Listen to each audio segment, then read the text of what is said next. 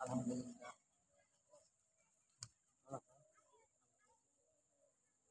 তোমরা ম্যাচ থাকো আর না ওই তোমরা আবার ওর দোকান